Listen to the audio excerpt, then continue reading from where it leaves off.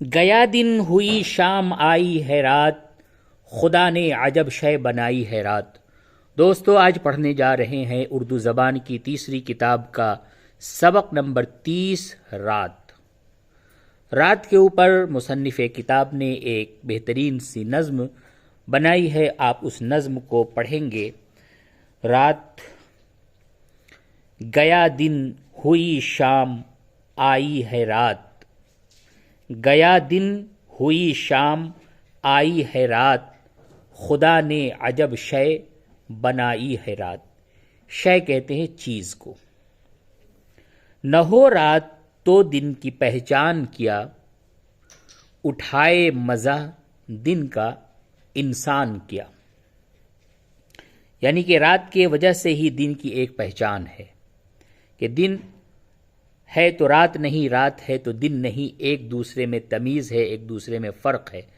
تو رات کو بتا کر کے دن کی پہچان بتائی جاتی ہے اور دن کو بتا کر کے رات کی پہچان بتائی جاتی ہے۔ اسی کو کہا کہ نہ ہو رات تو دن کی پہچان کیا، اٹھائے مزہ دن کا انسان کیا۔ ہوئی رات خلقت چھٹی کام سے، چھٹی کام سے یعنی کام سے فرصت ملی۔ رات ہوئی تو لوگوں کو کام سے فرصت ملی۔ خاموشی سی چھائی سرے شام سے، یعنی شام کے وقت سے ہی ایک خاموشی سی چھا جاتی ہے۔ لگے ہوئے اب ہاٹ بازار بند، دن بھر جو بازار لگے ہوئے تھے، ہاٹ لگا ہوا تھا، اب سب رات ہوتے ہی سب بند۔ زمانے کے سب کاروبار بند، کار اور بار بند، زمانے کے سب کار اور بار بند۔ مسافر نے دن بھر کیا ہے سفر، سرے شام منزل پہ کھولی کمر۔ درختوں کے پتے بھی چپ ہو گئے، ہوا تھم گئی پیڑ بھی سو گئے۔ اندھیرا اجالے پہ غالب ہوا، ہر ایک شخص راحت کا طالب ہوا۔ ہوئے روشن آبادیوں میں چراغ، ہوا سب کو محنت سے حاصل فراغ، فراغ مانے فراغت، فرصت۔ کسان اب چلا کھیت کو چھوڑ کر، کہ گھر میں کرے چین سے شب بسر۔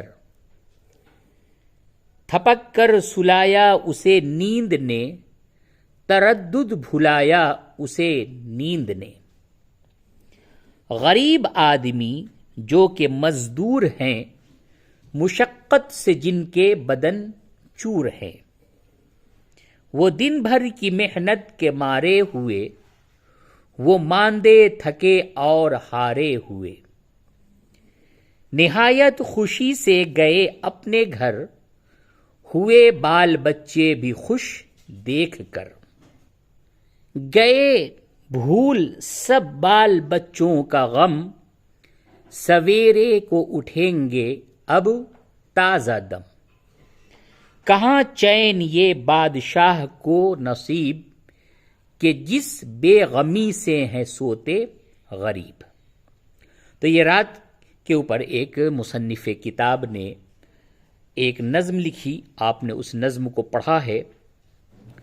اب ہم اس سبق کے مشکل الفاظ کے معنی پڑھانے جا رہے ہیں۔ یاد کرو ہجے اور معنی۔ غالب، غالب کے معنی حاوی، راحت کے معنی آرام، طالب معنی چاہنے والا، فراغ فرصت، تازہ دم مستعد خوش طبع۔